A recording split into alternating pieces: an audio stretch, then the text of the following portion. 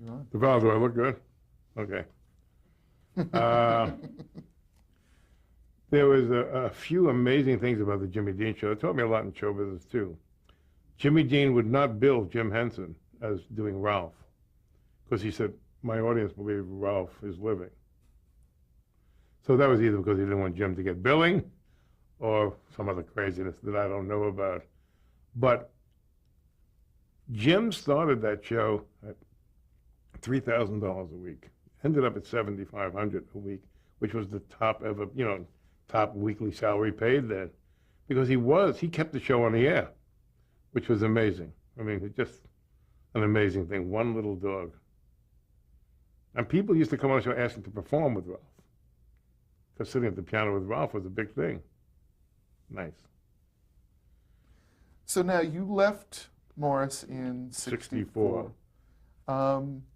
Obviously, you talked about some of the things that precipitated your exodus, but talk a bit just in reflecting how the agency business has changed since. Well, let's talk about how it changed the year before that. MCA was broken up the year before that, and Lou Wasserman, who was also one of my heroes, decided to be a producer, not an agent.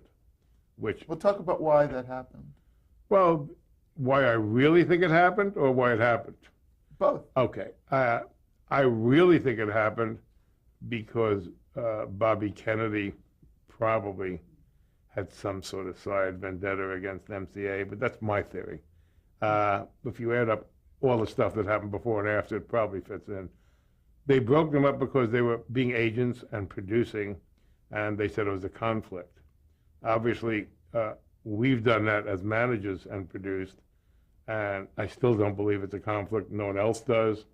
And but Lou, being beloved by all his clients, which taught me something else, just turned them, and he instead of being 10%, he became 90% owner of their shows. They only got 10%. It switched. We, of course, couldn't do that, but it was the early time of television. And the agency became MCA, which was the leading agency, no doubt about it, became fragmented. At William Morris, all the young people said, let's go after those people. And of course, the old leaders of William Morris, including my friend Lefkowitz, said, if they want us, let them come to us. Terrible mistake, which allowed 10 splinter groups to form, which allowed a lot of things to happen, which really eroded William Morris for a long time. Places like GAC, which became ICM, got more power. APA got more power. Other agents, Beagleman and Fields, left and opened their place and took a lot of the people with them. And it was a silly move because they could have wrapped up the business then, or a good part of it, because everyone was shocked by all this, but it did change the business. And the fact that the agents no longer had the power, but the studios did, because that was the time, you have to remember, movies, everyone was unsure of movies, was television taking movies' place, and when Wasserman bought the Paramount catalog, all the Paramount movies, people thought he was crazy. What are you going to do with it? Well, Lou Wasserman knew I was going to sell it back to television. No one else knew it. So, I mean, there's always been visionaries in our business, and Lou was certainly one of the ones who knew the business of show business. William Morris at that time knew the show business of show business, not so much the business, although they did invent the package commission.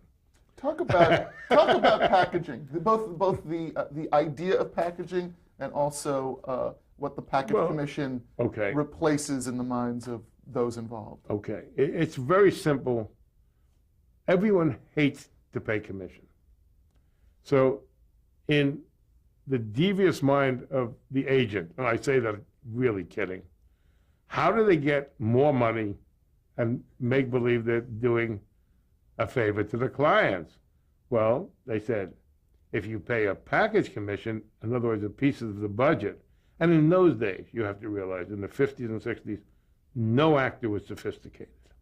about money. They were lucky to be in the business, they felt. It was like a great mystery to be introduced to anyone from NBC, CBS, or ABC, or any studio. They had just come out of the years in the movie business of everyone being under contract to the movie companies. There was never in those days printed top 10, lowest 10, salaries. No one knew anything. Just, honey, I have a job. And everyone was very happy. So it was a very strange time, and I think it had to be it was there when I got there, the Package Commission, so it had to be in the early 50s when television was first starting. The concept was, let's take 10% of the entire package. In other words, what the studio, or at that time the advertising agency, gave you. Let's say in those days it was like $150,000. Today it's $1 million, but then it was that. So they take 15% off the top. For that, they would do the deal, the legal, the accounting, the booking, supply the talent. And the star wouldn't have to pay commission, and any William Morris act who was on the show wouldn't have to pay commission. So it sounds so naive today. The actors were so thrilled just not to pay commission, they thought this was a racket. Did anybody object to this concept? No, not that I remembered. Later on, people, well, not even today they don't object to it because it's found money. They don't have to pay commission still. But it's a longer discussion today. And then, not only that, for no investment, they would have 10% of the future profits of the show. Now, I tell you, even me, and I had no idea of syndication at the time. I had no idea. Mary Tyler Moore had no idea. I mean, maybe Grant did, but Mary Tyler Moore didn't. Lucy certainly had no clue. I mean, no one had a clue that there'd be a future where local stations would buy shows that were hits on network. And it's really, I think I did one of the first shows for syndication, the Hee Haw. That was the first run syndicated thing. But boy, for years, people have been making a lot of money. I really can't answer the details of this, but on MASH, I'm not sure. There were a lot of profit participants. I just don't think so.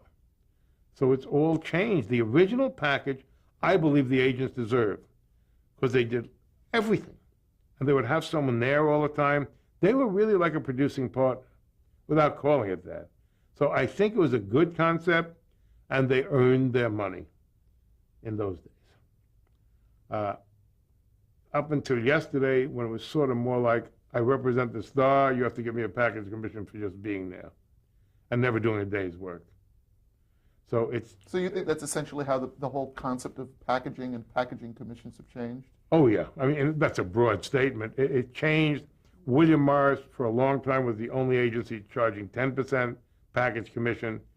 The newer agency charged 3% originally and 3% deferred, but still that 10% of the future was always there. William Morris went down to 5 and 5, and then 3 and 3, but they don't tell everyone that. You know, everyone makes deals now because everyone's going for the pie in the sky. I mean, imagine how much money William Morris has made on Bill Cosby. I mean, and Roseanne. And go, you know, it keeps a lot of agencies in business, and it's a fortune for doing nothing. For selling the show originally. That's a great deal. Now, I wouldn't object to it as much as I do now if more work were performed. How that servicing, how that legal, accounting all disappeared from it, booking the show, trying to actually help staff the show disappeared, I don't know, but it did.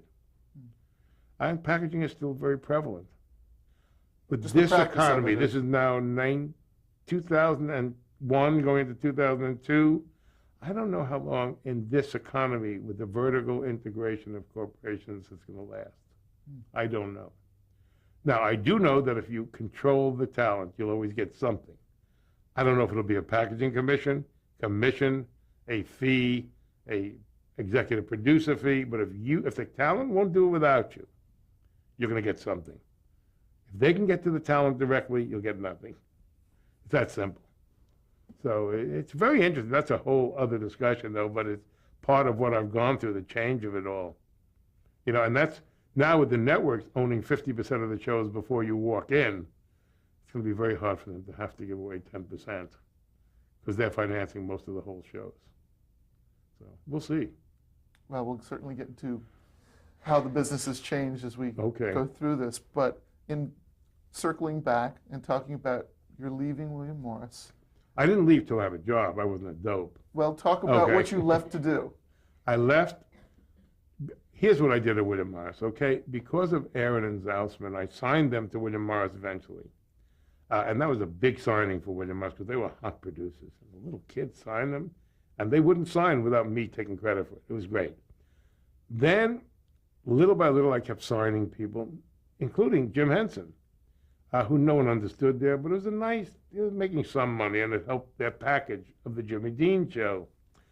But then I took an act called Phil Ford and Mimi Hines away from MCA. In those days, this is 1963, William Morris never took an act away from MCA, before they broke up, obviously. And William Morris was thrilled I signed them because they were making a lot of money in Vegas and everywhere then. But more important, it brought me to the attention of all the MCA agents, who were smarter, I still think. In those, they were great. So they sort of sought me out, not knowing the company was going to be broken up, to meet me, you know, very smart. So I would go to the Friars Club with Marty Cummer, who handled Jack Parr, with Norman Weiss, you know, with all these guys who brought the Beatles over, guys I had only heard about. And then Beagleman and Fields, Freddie Fields and David Beagleman, who went on to many other things. And I was sort of in the agent manager big time. I know it sounds strange, but there's hierarchy in everything. And I certainly wasn't in it before, and now I was having lunch with them and playing poker with them, and it was pretty neat, you know, it was okay. MCA is broken up because of the government ruling you couldn't produce and be an agent at the same time. So instead of all the MCA agents banding together and opening up another agency, like 5 years ago the CAA guys did, they kept CAA. Either Lou Wasserman meant it for them to break up and planned it, or they weren't strong enough to band together and open a new MCA called whatever it may be. So Marty Cummer was one of the leading packagers at MCA. He represented the Ed Sullivan Show, Jack Parr Show, and knew everyone in town, every comedian, and he was a character. And he called me up and said, would you like to come in with me? And I'd only had 2 offers before that. One was from Jimmy Dean, and I said, but he wanted to give me money to be exclusive to him, and I said no. And then Ray Katz was a big manager. He handled Gleason and a bunch of people, and Sandy Gowan was working for him then, pretty big, and offered me money to come over. And it just didn't seem right to me. But Marty Cummer was sort of the big time to me. He had the package of the Jack Parr Show himself after he left MCA. So, but he wanted to sign other people. He didn't want to depend on Jack Parr alone. So he made a great deal with me. He guaranteed me, now listen to this money. I was making $16,500, 1964. So I'd gone from $38 a week to $16,500 in 8 years. Not bad. But of course, they were making about $200,000 a year for me. I thought it was a little unfair. He offered me $25,000. This is 1964. And 50% of everything I brought in, or he brought in, except Jack Parr. I'm a partner. It's great. It was still called Marty Cummer Associates. I didn't care. But, I mean, that's a big raise, boy, an $8,000 raise? Holy God. And freedom. Except I no longer had Bernie Brillstein, William Morris, as Kermit would say. I mean, it was really scary. And I'm telling you, for 6 months, I died. I died a dog's death. I took no one from William Morris. No one. I didn't work that way. I quit first, and then I expected those I wanted to come with me. And Jim he didn't actually come with me. because he thought William Morris was a big place, and he didn't know who Did you Marty. make that decision not to bring anybody, or were you sort of told that as you No, were- no one could tell me. I thought it was dishonest to talk to the people first and then leave. I just said, look, I'm going to leave, and if they want to come with me, fine. Look, you can't talk. If you obligate an actor to come with you, you won't. So I always left it to their decision. I thought old saying, take the high road with performers. Sometimes it really works. They come up to your level. And after I really was going home at 4 o'clock in the afternoon, having a migraine headache and sleeping, I would look at my watch at 3 o'clock and make believe I was going somewhere. I mean, it was terrible. The phone wasn't ringing. I wasn't clicking. I was getting more insecure. I probably ate more Danish than I ever did in my life. It was not a good time. And one day I was at a restaurant with Al and Dick's on 56th Street with Larry Auerbach, who was an agent at William Morris, and a great agent, a good friend. The phone rang. It was Jim Henson. And he said, I finally realized that it was all you. I'm back with you. Well, all of a sudden, I was making 15% of $7,500 a week. Jim offered it to me. I said, oh my God. I was clicking. I was really going. And that sort of broke the cherry, as they say in show business, but it really gave me that confidence that I had done something right. The next thing, I went to the Latin Quarter, and I saw a comedian, Norm Crosby, and somehow I talked him into coming with me, and he's been with me 37 some odd years, or 38. I mean,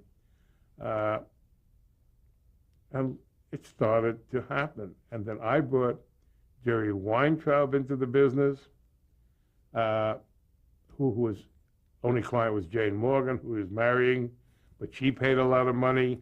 And Jerry was, I don't know if you know him at all, a great character.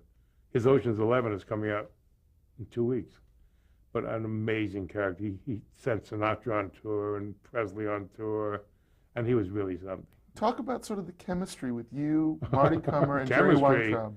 It was like three lunatics put in the same place. All three were gamblers, which I guess goes along with show business. All three were strangely connected in a bizarre way, but we all actually loved show business.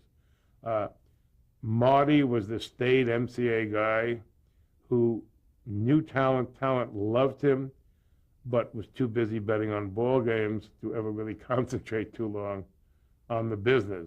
But he could get anyone on the phone, anyone in the business on the phone, because he had that keys to the kingdom. He knew Sullivan, Preck, could get anyone on that show. He had the Jack Parr show, which the best talent in the world would appear, and that was a great come on to the talent. And he was a family man with some kids and very bizarre combination of people. Jerry was really Sammy Glick at the time, fast talking, great looking. He conned Kummer and I, especially me, into the fact that he had to have a Rolls Royce with a driver.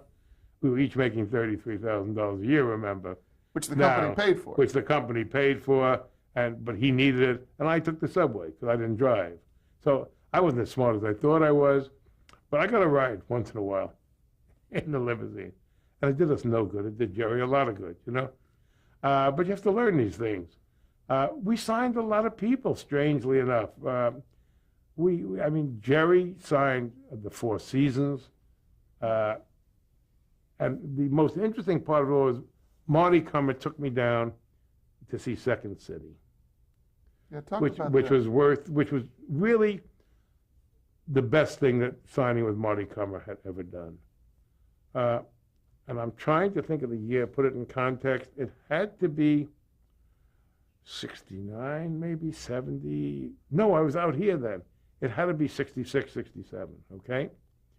And we went down to see Second City, which I didn't even know meant Chicago at the time. But it was the Chicago Second City Company of Jack Burns, Avery Schreiber, Bob Dishy, Alan Arkin, and two or three. I think Rosemary Harris was in it. I mean, it was a Were Nichols and May? No, they started. They were before. It was But Bernie from, Salins was. yeah, Bernie Salins was the guy. And to put it all in context, I was the Copa in the Latin Quarter and Vegas, and I was tuxedos and bow ties and red handkerchiefs and dancing girls, and that was my show business, you know? I mean, it really was all I knew. And we went down to the Cafe Wa or something downtown, and here came people doing sketches, not stand-up routine sketches, in T-shirts. And it was all like improv. But you knew they improv'd it for a long time, but they changed it a little bit. And with that, I saw, does that bother you? I'm sorry. Does that bother you? The busiest retired man in show business. All right, you were talking about Second City. Talk about the content of what they were doing. Talk about, you know, well, the only content I remember is because that's what made me jump up. Burns and Schreiber, Jack Burns and Avery Schreiber, were doing a sketch called The Cab Driver and the Bigot, which is a famous sketch about a guy who gets into a cab in New York. Jack Burns is the cab driver, Avery Schreiber was the client, and the cab driver is this great Irish Catholic character who kept saying, yeah, yeah, yeah, and Avery kept asking him questions, and he kept asking Avery. If I tried to do it, I would do it no justice whatsoever. But it was the brand of comedy that had me hysterical. And I'm usually not this aggressive, strangely enough. And I ran backstage and said, forget Second City, I want you guys. And Jack Burns tells the story today that I had as much fun with them as they had with me. And they had never met anyone really in show business. They were from Chicago, Second City. Jack had been George Carlin's first partner. And Avery was just a very good actor. And Jack was one of the best writers ever. If he was alive today, he'd be making one of those 3 or 4. If he was around today, he'd be making like $3 or $4 million deals at the studio. So here's where Marty Kummer fits in. Burns and Schreiber were put on the Jack Parr show, and Jack Parr was such a genius, he didn't edit them. He let them do 9 minutes of The Cab Driver and the Bigot. So if anyone is watching this at the museum, run right over to Burns and Schreiber and see that on the Jack Parr show, because it's as good as television ever presented. It was great. And that started me in Second City. And which would come in certainly into the fore in 1975 with Saturday Night Live. But that was 8 years before. My God, it was, you know, it was something. It was 10 years before. So, but Second City was there, and me, Mr. New York show business, I knew nothing about it. So it just shows you have to spread your wings a little and see a lot of stuff. But I think that form of comedy has certainly outlived the stand-ups. Because the stand-ups, as I knew them, Norm Crosby, Jack Carter, Buddy Hackett, you know, Shecky Green, are really not much in demand now, and no one's taken their place. So there's no more nightclubs, so there's no more need. You know, everything is done by need. There's silly comedy clubs where everyone does 6 minutes of filthy material that doesn't mean much. So I know we're skipping around, but one thing leads to the other. No, you know, absolutely. I mean, it's just. And this all relates. But talk about the changeover from Kummer and Associates to Management 3, and ultimately what brought you out here to the West Coast. Okay. It was the first package I ever sold. It was interesting. Kummer Associates was Management 3 when Jerry Weintraub came in. And in retrospect, thinking of the name Management 3, how bad it was, I'm amazed it's lasted this long. What a terrible name. But we actually were making a living. No more than $33,000 a year ever was Management 3. Kummer made more money from Jack Parr, but that was his. But we never made more than 33 grand. So in 1967, we had signed the Doodletown Pipers, Burns and Schreiber, and I had the Muppets. So Bob Precht, of Ed Sullivan came to us and said, my God, Bernie, you have a package in your own people. And as a summer replacement, we're going to use a show hosted by Kermit with the Doodletown Pipers, who were, by the way, the Doodletown Pipers were a singing group of 20 very attractive people, 10 boys, 10 girls, who danced, who did MacArthur Park. I mean, it was a Vegas act, but with pretty people. Perfect for television. So we had Burns and Schreiber, Kermit, and the Doodletown Pipers. And our first packaging fee was $500 a show. So I don't know if we were good businessmen, but we're glad to have all our acts working, I'm just doing the math. What was the budget then of the show? Oh, I have no idea, but it wasn't a lot. It was a summer replacement, and I don't think anyone was paid a lot of money, but it was great exposure. It was 10 weeks or whatever it was. So as we sold the show, and I don't know if this is true or not, I probably think it is, Jerry probably wanted to run the show, and best if I weren't around. Marty was busy, and I knew he knew how to run a show, and we all agreed it was time to have a presence on the West Coast. Everyone else was married except me.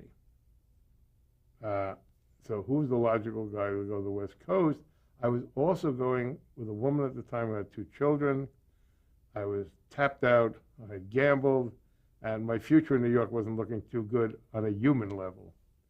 So in the end, it was me who went to California. Today, I tell a story, I knew the television business was coming out to California, and I think that's partially true. But most of all, it was great for me to have a breath of fresh air and get out of New York at that time. I've been very successful on my trips to California, but then everyone forgot about it 2 weeks later, which they're known to do in California. So once I moved into a lovely apartment at the Sunset Marquis, $300 a month. It's now one of the chicest hotels in Los Angeles, right? $300 a month. You had a counter, a bar, a living room, and a bedroom, and a swimming pool. So the first day I'm there, I hear a splash in the pool. Who is it? Van Heflin, the old actor who was a hero of mine. I said, hey, I'm really in Hollywood now. Little did I know he was drunk at the time, and that's the way he sobered up. But it was great. I'm at this place where everyone is either getting divorced or just living for a day or two, or is just an old bachelor. It was the strangest place in the world. And on Sundays, they used to sit around the swimming pool saying, look up in the hills, that used to be my house. It was divorced. It was terrible. I have no money and I can't drive, by the way. So I have to take driving lessons starting. So there's a bit of culture shock here for you. Not even culture shock, fear. It was just, I was practically immobilized. So the first day I was here, I have to take driving lessons from 6 to 8 in the morning. Because there's no way of me getting to work after the first week without driving. So I did that. I actually passed my test. If you've ever been to the Sunset Marquis, it has poles all in the driving.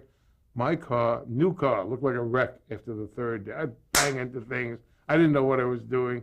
It was real. I'm still not a good driver, but I functioned, I promise we won't show this tape to your insurance guy. No, I've never had a, knock wood. I'm sorry. No, we have to cut. Oh, okay.